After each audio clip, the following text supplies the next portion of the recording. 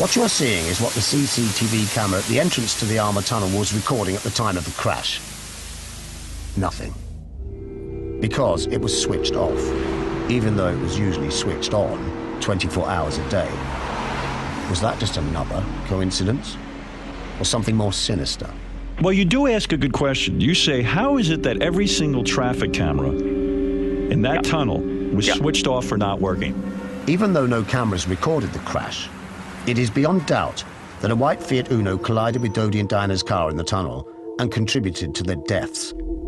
The French police tried to deny its existence at first, but too many eyewitnesses saw it, and paintwork from a white Fiat Uno was found on the Mercedes, where the two cars had collided. So, who was driving it? Suspicions fell on James Anderson, a photographer with connections to the Secret Services.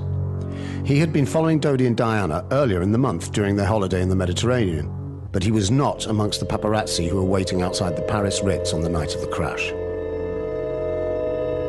Anderson was a millionaire paparazzo, a very well-known member of the paparazzi on the continent, made a great deal of money out of royal pictures, lived in some style in the French countryside. He told police that he wasn't in Paris on the night of the crash, but gave two completely different accounts of where he had been. His wife and son also gave him contradictory alibis. Privately, he told friends that he had been there in the tunnel in Paris that night. Crucially, Anderson owned a white Fiat Uno. It was said of this Fiat Uno that it was up on chocks and didn't work. Well, that appears to be untrue too. It was driven many hundreds of miles around the French countryside. So the whole question of the Fiat Uno and who was driving it, which is of course absolutely crucial, totally crucial to the investigation, has never been resolved. And you have to say, why? In May 2000, Anderson's body was found in a blazing car in woodland near Montpellier. In a Ministry of Defence field, shooting range field, in a car which was burned out and locked, but no keys were in the car or in his pocket. And the police claimed he committed suicide. They claimed this, even though the fireman who found him says he saw 2 bullet holes in Anderson's skull. You don't have to be a conspiracy theorist to point out that it's difficult for a man to shoot himself twice in the head and then set fire to his own car before dying. Noel, you were seen in those clips there, raising your own questions that you wrote about in your book. Let's talk for a second about those cameras being off. Did you get to the bottom of how rare that is? Was it just obviously it was just a coincidence? The police claimed it was just a coincidence, but very rare occurrence, particularly for the whole of the route, that specific route. Because don't forget, had he gone the normal way, he would have turned right the Place de la Concorde to go up the Champs-Élysées, which led to Dodi's flat. He didn't. He crossed Place de la Concorde down to the river and went along the other road to the Armour Tunnel. Not the normal route. Though that was the route that the cameras were switched off on. And this man had, I think it was $3,000-something in his pocket in cash, the driver. I'm not suggesting he volunteered to commit suicide, but I think he was paid. He'd also had $220,000 paid into his account from intelligence sources in the previous 4 or 5 years. And this day, we believe he was given that money to take that specific route. He probably believed they were going to stop the car, perhaps kidnap Dodi or do something. He didn't think they were going to try and kill him. Tessa, as an investigative journalist, watching that, perhaps a fact you hadn't heard before, are your antennae interested in this now? No, because that has been heard before on British television, and actually one thing that concerned me at the time was the blaming of the paparazzi at the time of her death, when there was no evidence for that. The paparazzi were rounded up, accused without evidence, treated absolutely appallingly, and all their photographs pretty much seized, actually.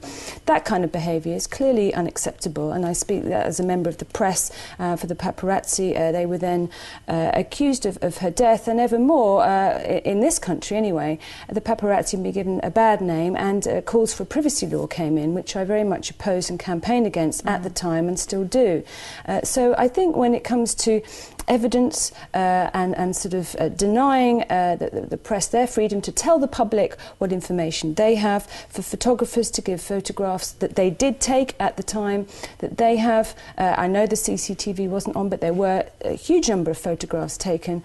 That is a problem. That's censorship of people's right to know about what happens in a news event in public. I do want to get to this question, though, because I don't remember having heard that. This man died in a field who owned a white Fiat. Again, a series of coincidences. What more is known about that, if anything? Well, we know that the paint on his white Fiat matched perfectly the paint found on the Mercedes. It was from the right batch of the right year, and that was all confirmed by Fiat.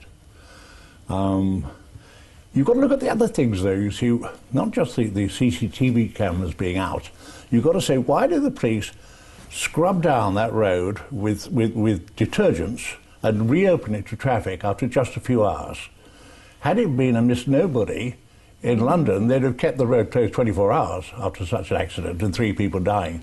There, it was reopened in hours, having been scrubbed down. Why were the criminal brigade given the job of investigating and not the traffic police? Well, let's have a look at our next clip and see what that raises, because we're looking here at what might have motivated the establishment to silence Diana anyway.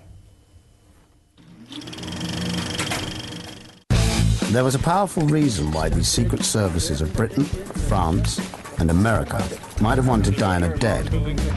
It was Diana's involvement in the campaign to ban landmines.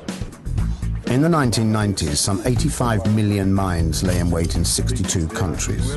2,000 people were being maimed or killed by them every month. A worldwide movement to ban anti-personnel landmines gathered speed during 1996.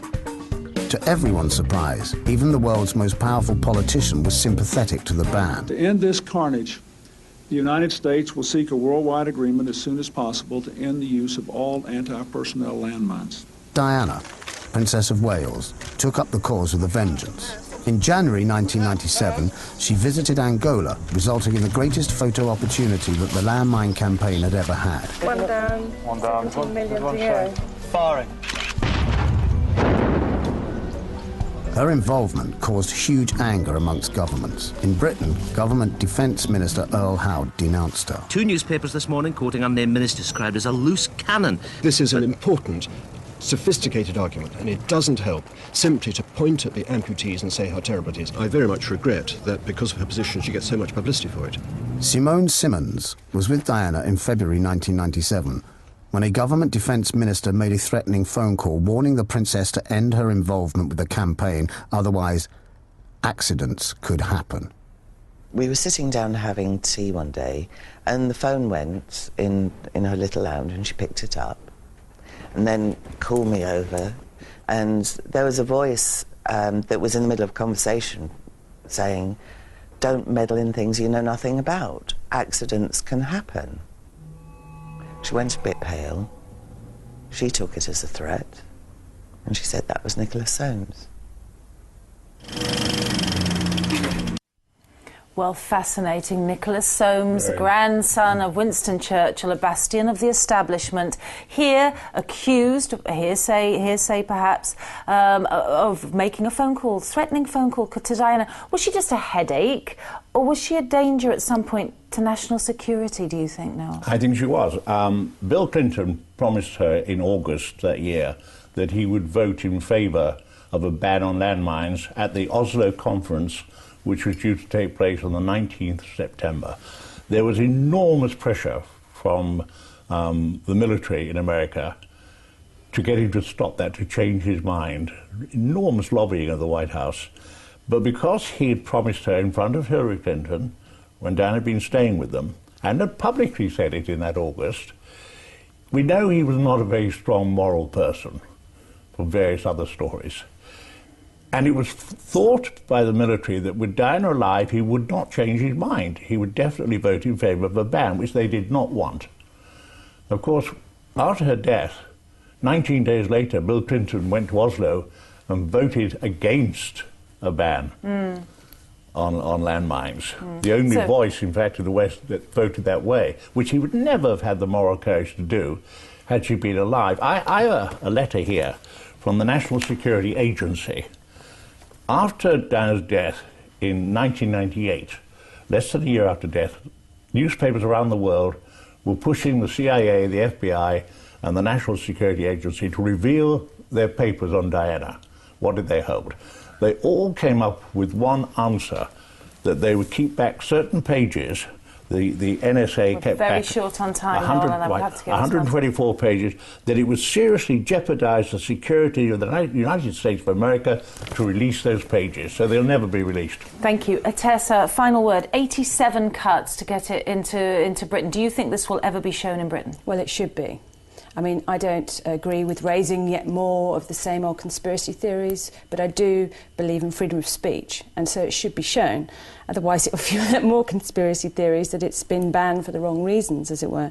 By the way, I think the idea that Diana was some sort of freedom fighter for republicanism or some radical cause is absolutely ludicrous. She was very much towing the establishment line. In fact, when New Labour came in, she was in talks with them about what maybe she could do for the new political establishment. No, final word. Diana said, I'm going to show you, so look what I do next. Do you remember on the yacht?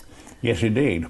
I think she was going to actually take up war syndrome, stress syndrome, and fight for that too, which also would have appalled the military. Famously, she was involved at the end of her life with Dodi Fayed, an Arab and a Muslim, but again, that's just... Not liked by the establishment at all. Not liked by this establishment. The future king would have a Muslim, perhaps half brother, half sister. Well, let's see if it ever gets shown. Thank you both for joining me, and I'm afraid that's all we've got time for on this very exciting CinePolitics.